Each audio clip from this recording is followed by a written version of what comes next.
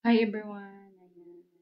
Maraming salamat po sa lahat ng bumabati sa aking birthday, lalong-lalo na yung nagpunta sa aking live kagabi. Maraming salamat ninyo guys sa inyo, lalo na ni Ma'am Lani Momolo na nagbigay talaga siya ng surprise na hindi ko talaga inasahan na pag-open ng live ko, doon din dumating yung delivery.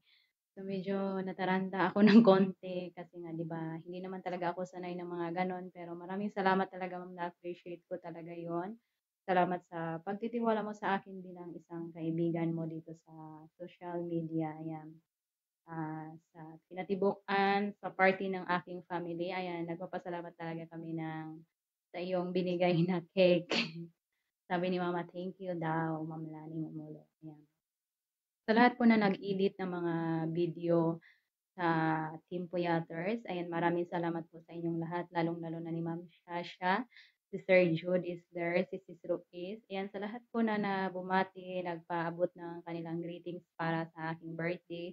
Maraming salamat po sa inyong lahat. Sobrang tuwa ko talaga at nakikita niyo po doon sa live ko kagabi na umiyak talaga ako guys dahil um, lalong-lalo na yung pag-greet ni Papa para sa akin. So, sobrang 'pag yung isang taong mahal mo na ibabatiin ka na parang magbigay ng mensahe, so doon talaga parang maano yung imbes na malakas yung loob ko talaga, minsan lang ako umiyak pero 'pag mga gano'n talaga, naiiyak talaga ako, ayan. So, sobrang happy talaga ako guys, ayan. Maraming salamat po sa inyo, ayan. Meron akong cake nando'n sa kwarto. Hindi ko siya kakainin, char, hindi. Kakainin ko siya mamaya. Tapos, magpasalamat lang talaga ako sa lahat ng aking followers, sa lahat ng aking mga kaibigan, lalong-lalo na ni Sis Ana Rivero, ayan, nagawa talaga siya ng sarili niyang cake kagabi doon sa live. Ayan, so maraming salamat po sa inyong lahat. Ingatan po kayo ni Lord, ayan. So, sa birthday ko na ito guys, wala na talaga akong iba pang mahiling kay Lord sa 31 na talaga ako na birthday na dumating sa buhay ko. Wala na talaga akong ibang hinihiling ni Lord. Yung sobrang blessed ako talaga sa pamilya ko, sa mga magulang ko.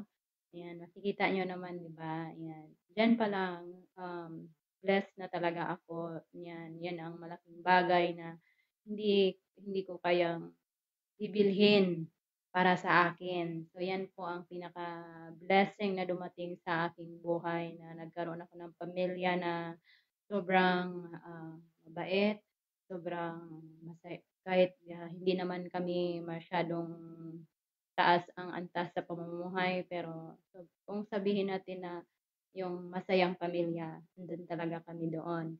'Yan, so maraming salamat talaga ni Lord, ayan. So, na dumating ako sa edad ko na ito na gwapa lang gyapon. Ayan.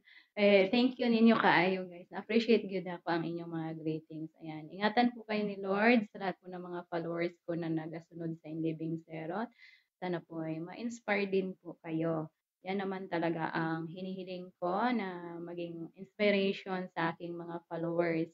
Mag-ingat po kayong lahat. Ito po si In Living Serot Vlog. Ayan. Happy birthday to me. O, maayong adlaw sa lahat.